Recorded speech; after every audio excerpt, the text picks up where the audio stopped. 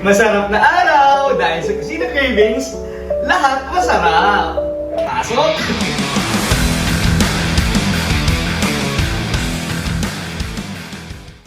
Magluluto tayo ngayon.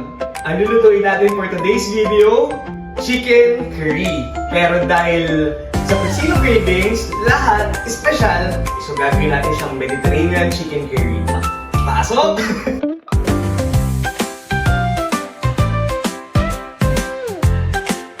So meron tayong green chili. And of course, hindi mawawala sa atin yung ating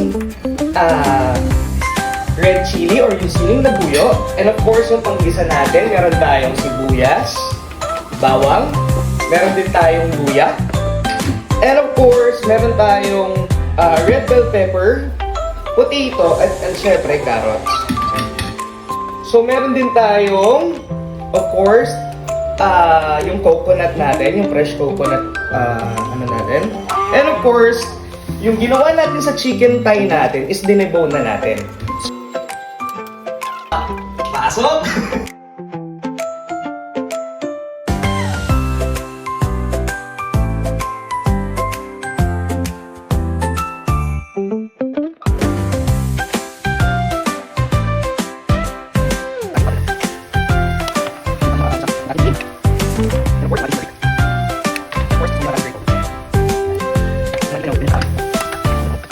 Maglalagay naman tayo ngayon ng ating fresh coconut milk.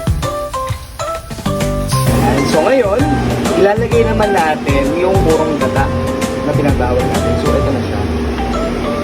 Kapag sa curry natin, lalo na pag Mediterranean yung pinag-uusapan, so ang isa sa sikreto talaga or one of the ingredients na ginagamit talaga pagdating sa cuisine na ito is ginagamitan ito ng yogurt. So ako, ang napili kong yogurt, yung flavored yogurt. So usually iba ginagamitan ng plain, pero ako kasi gusto ko yung may cake ng fruity.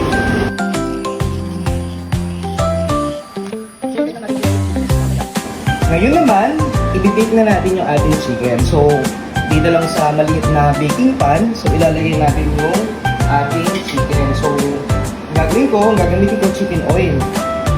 So bake lang natin siya kasi dahil naka-debone na siya, so mas mabilis na siyang maluto.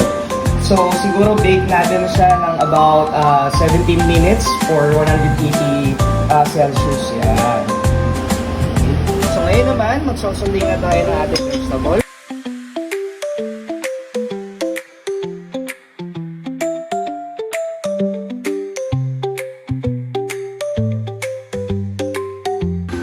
So finally, tapos na. Ito na yung sauce natin, yung chicken, and of course yung ating vegetable. So ngayon, pupunta naman tayo sa exciting part. Alam ko, ito ang isa sa pinakamagandang gawin. Ako, every time na nagpe-prepare ako ng pagkain, gusto ko maganda siyang tignan para lalo siyang mas nakakaganang kainin. So, come on!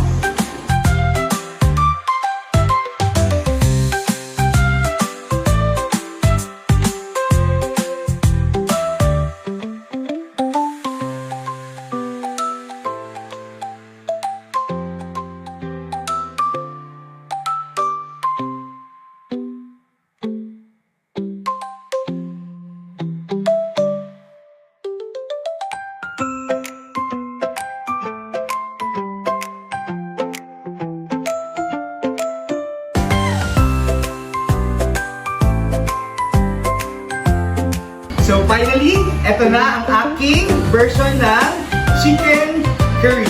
So dito makikita natin na ibang-iba talaga pagka nalalagyan ng panahon at ng oras yung ating pagluluto. So see you next time. Dahil dito sa Kusina Cravings, lahat masarap.